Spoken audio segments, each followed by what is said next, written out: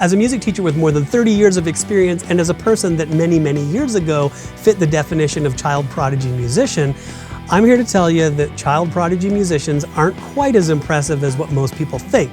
Now, I'm not here to take away from the hours and hours of work that they did or to pick on children.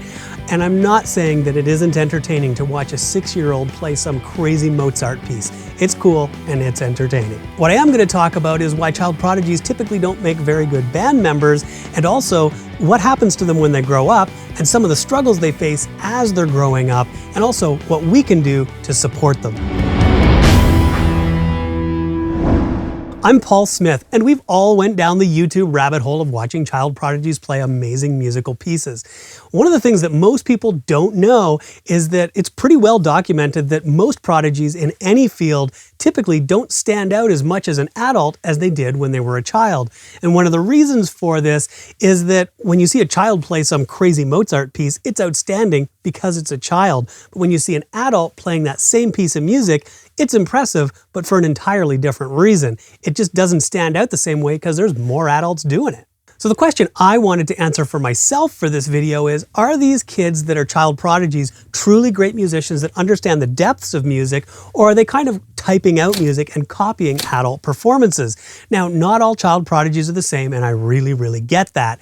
So the question I asked that would put an answer to this is, if these child prodigies are really great musicians, they should be writing songs that chart on radio.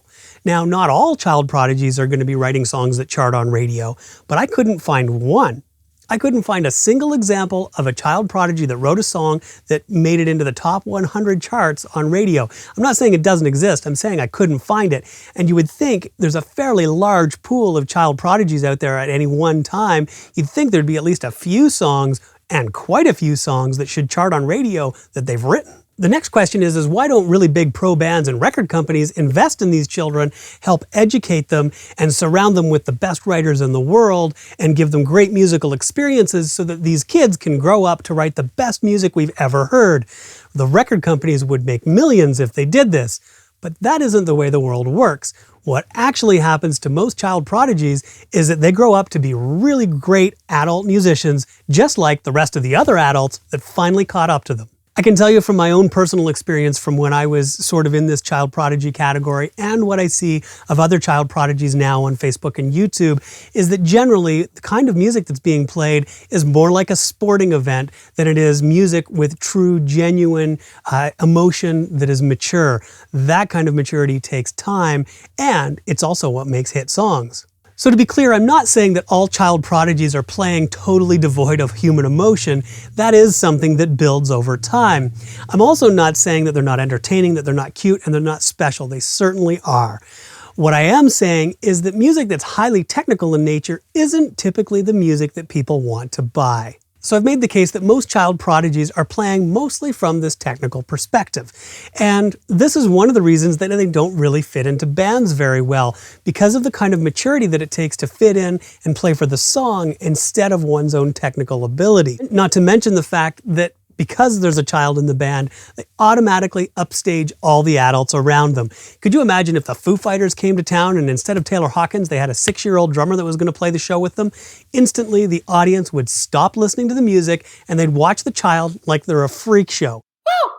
Now, I'm not saying this is right or wrong, but it's just what would happen, and it just doesn't work. The other thing is that for a child to fit in amongst a bunch of other adults, it just doesn't work just from a personality level, and not to mention the state of mind and the psychology of the child. So I'm not complaining at all about the adulation that I received when I was a kid with a little bit more talent than most at that time, and I'm actually grateful for the fear that I had that everything was going to disappear, because it drove me to become an actual musician that could perform with depth. I'm really grateful for the music teacher that I had, that, you know, if people would say mean compliments, I could openly talk about that to her.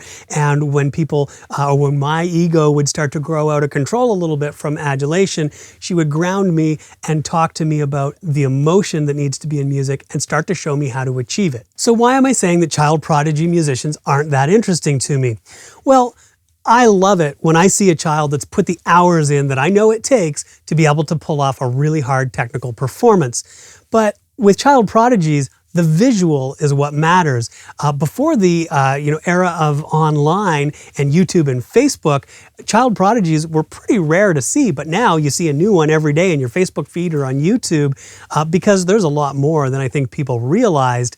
But the performance isn't as capturing if you don't see it. Nobody passes around an audio file and says, hey, listen to this great music.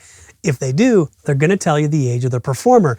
Next time you see a child prodigy come up in your YouTube or Facebook feed, press play and listen to it with your eyes closed or look away from the screen and see if you can feel the music to your core or if it sounds more like a technical circus. I've been fortunate enough to work with a lot of young kids that are extremely gifted.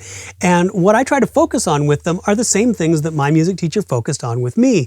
If somebody says something mean, we deal with that. If somebody, is saying something really good, we kind of put all of that into perspective.